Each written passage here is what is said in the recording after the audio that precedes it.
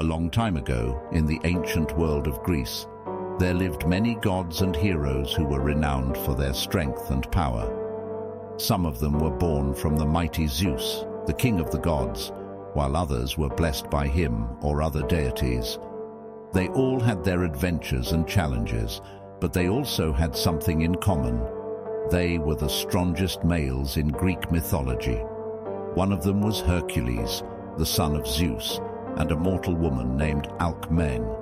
He was hated by Hera, the wife of Zeus, who tried to make his life miserable from the day he was born. She sent 2 snakes to kill him in his crib, but the baby Hercules strangled them with his bare hands. He grew up to be a brave and noble hero who performed 12 impossible tasks known as the labors of Hercules. He slayed monsters, captured beasts, and even traveled to the underworld.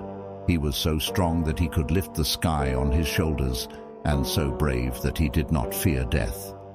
He died after his wife Deianira gave him a poisoned shirt that burned his skin.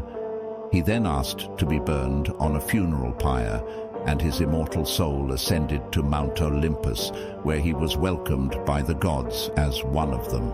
Another one was Achilles, the son of Peleus, a mortal king, and Thetis, a sea nymph. He was dipped in the river Styx by his mother when he was a baby, which made him invulnerable to any weapon except for his heel, where she held him.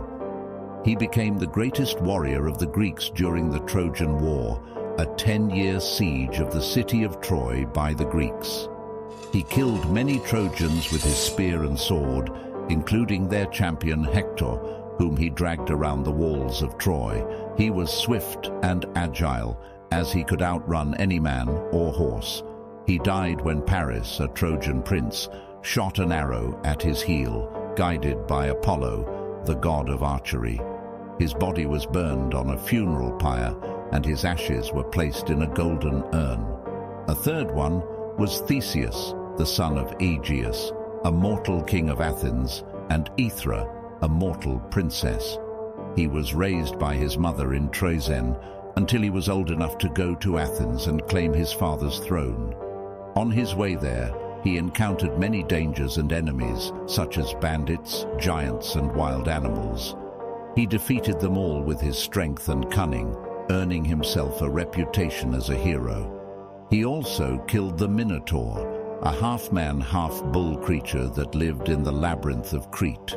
He did this with the help of Ariadne, the daughter of King Minos of Crete, who gave him a ball of thread to find his way out of the maze. He then became the king of Athens and established democracy and justice for his people. A fourth one was Odysseus, the son of Laertes, a mortal king of Ithaca, and Anticlea, a mortal princess. He was one of the leaders of the Greek army during the Trojan War, and he came up with the idea of the Trojan horse, a wooden horse filled with Greek soldiers that allowed them to enter Troy and destroy it. He was also very skilled in archery, sailing, and rhetoric. He was known for his intelligence and cunningness, as he could outwit any foe or obstacle. After the war ended, he faced many trials and tribulations on his way back home to Ithaca. He encountered storms, sirens, cyclopes, witches, and other dangers that delayed him for 10 years. He finally reached his home and reunited with his faithful wife Penelope and his son Telemachus. He also killed all the suitors who had tried to marry Penelope in his absence. A fifth one was Perseus, the son of Zeus, and Danae, a mortal princess.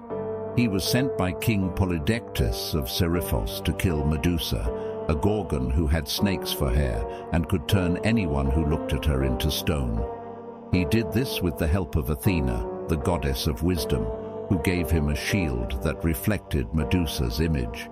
He also received a sword, a helmet of invisibility, and a pair of winged sandals from Hermes, the messenger god. He cut off Medusa's head and used it as a weapon against his enemies. He also rescued Andromeda, a mortal princess, from a sea monster and married her. A sixth one was Jason, the son of Aeson, a mortal king of Iolcus, and Alcimede, a mortal princess. He was the leader of the Argonauts, a group of heroes who sailed on the ship Argo to find the Golden Fleece, a magical sheepskin that belonged to King Aeetes of Colchis. He did this with the help of Hera, the queen of the gods who favored him. He also received assistance from Orpheus, a musician who could charm anything with his lyre, Hercules, a strong man who was another son of Zeus, and Atalanta, a huntress who could outrun any animal. He faced many dangers and challenges on his quest, such as harpies, sirens, clashing rocks, and fire-breathing bulls. He also won the love of Medea, a sorceress who was the daughter of King Aeetes. She helped him obtain the fleece by putting the guardian dragon to sleep with her magic. A seventh one was Bellerophon, the son of Glaucus, a mortal king of Corinth, and Eurymede, a mortal princess.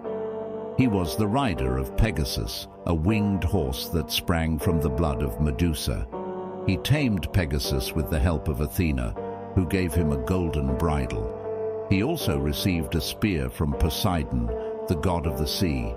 He killed the Chimera, a fire-breathing monster with the head of a lion, a goat's body, and a serpent's tail. He also defeated the Amazons, a tribe of warrior women, and the Solymi, a fierce people who lived in the mountains.